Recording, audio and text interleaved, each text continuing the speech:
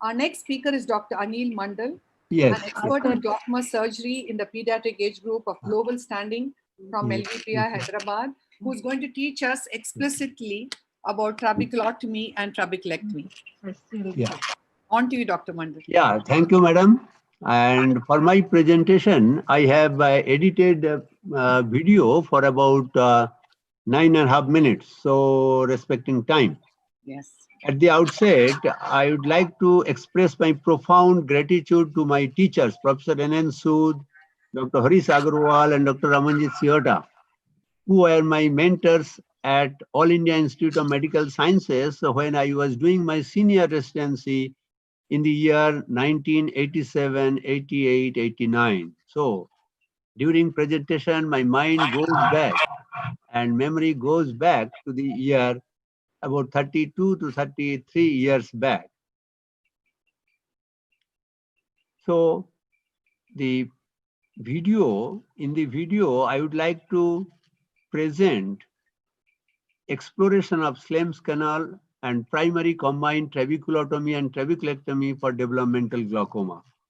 Exploring Slem's canal is one of the key surgical steps for doing external trabeculotomy.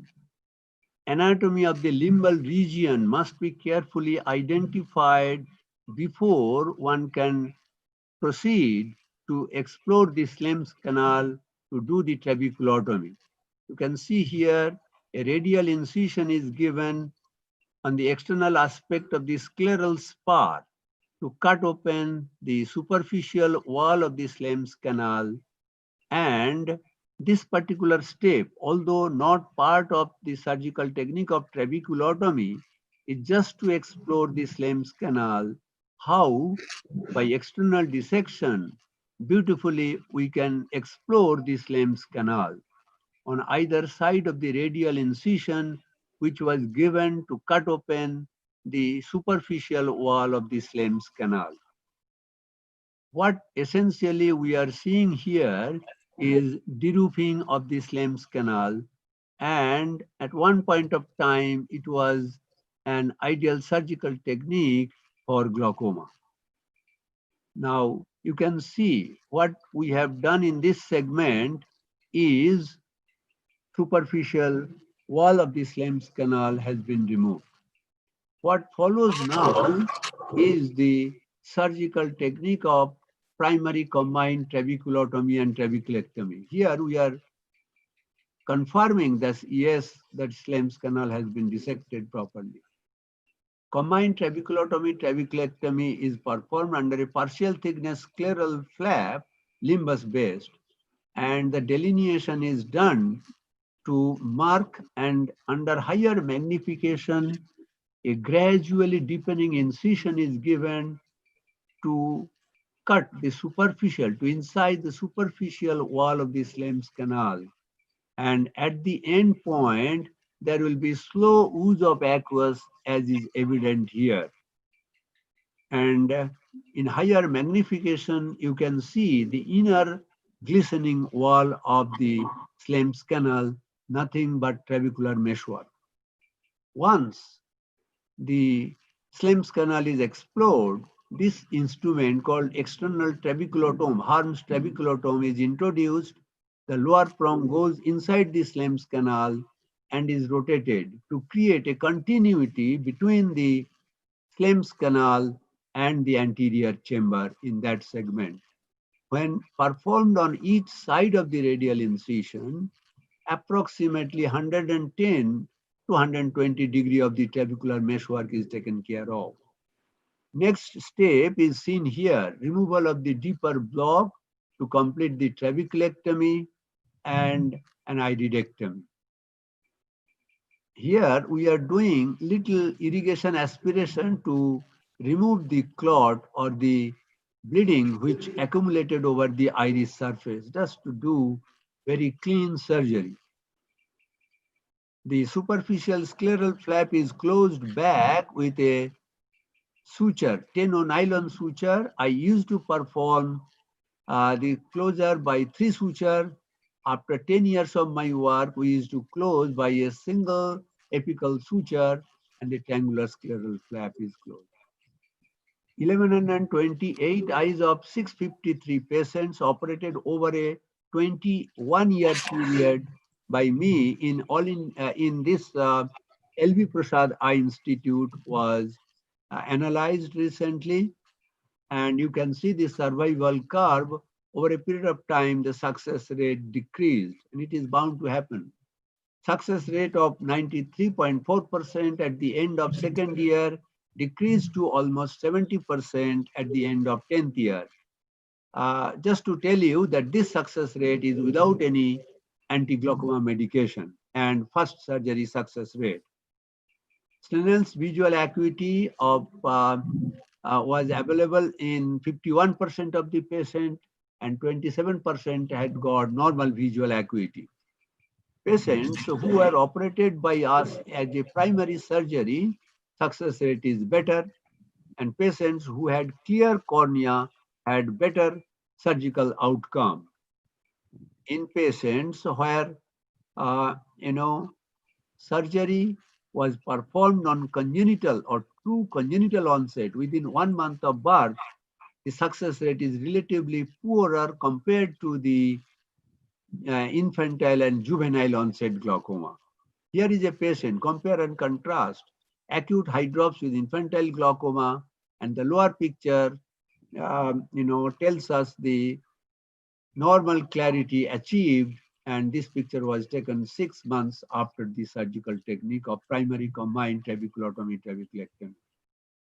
In the same patient, the successive picture will show, just compare and contrast, preoperative, 2 weeks, 2 months, and 6 months postoperative appearance of the child.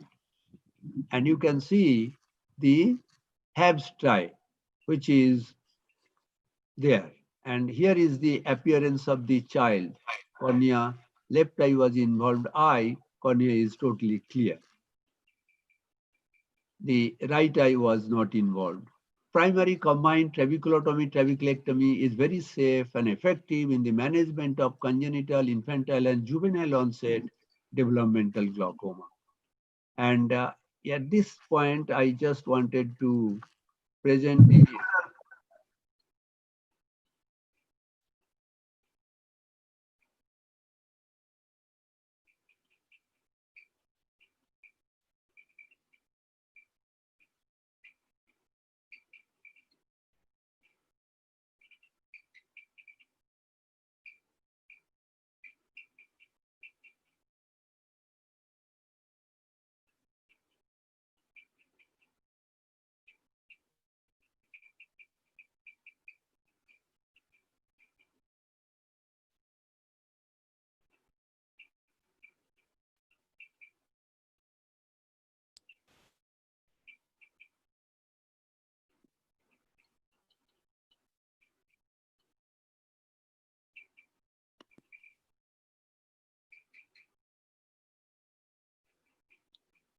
just to show the same technique once again, on a 17-day-old child, the trabeculotomy probe, the lower prong is introduced and upper prong gives us guide where the lower prong is, being introduced into the Slem's canal. You can see clearly on the other side, once approximately 70 to 80% of the probe is inside the Slem's canal, it is rotated so that the lower prong, which is inside the canal, will disrupt the trabecular meshwork and will create a continuity between the anterior chamber and that segment of the Slem's canal. This is the trabeculotomy part of the operation, and then the trabeculectomy is done. This is the child on whom the surgical technique was performed. 17 days. This child completed about 25 years of follow-up, done pharmacy degree, and is doing her job. Is to come for regular follow-up. Just see, this child was operated for congenital glaucoma. Just observe the behavior of the child.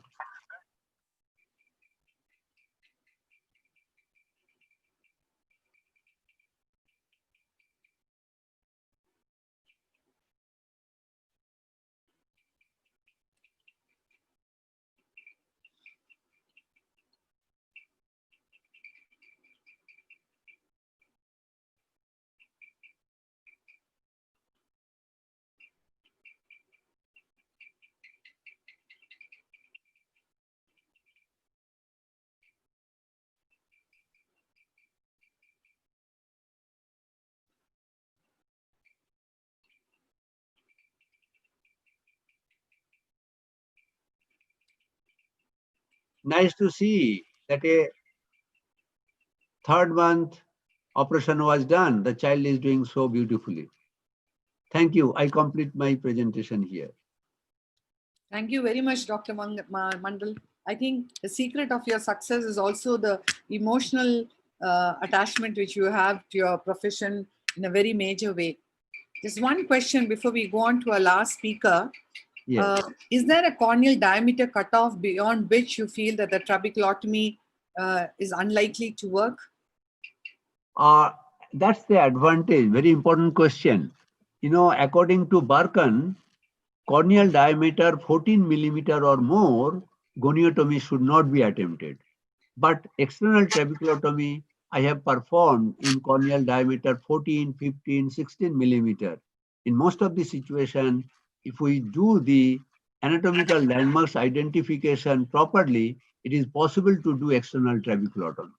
And if it is difficult, then anyway, you are combining with trabeculectomy. The trabeculectomy part of the operation should work. That's the advantage of combined trabeculotomy and trabeculectomy. Thank you very much, doctor. Thank you.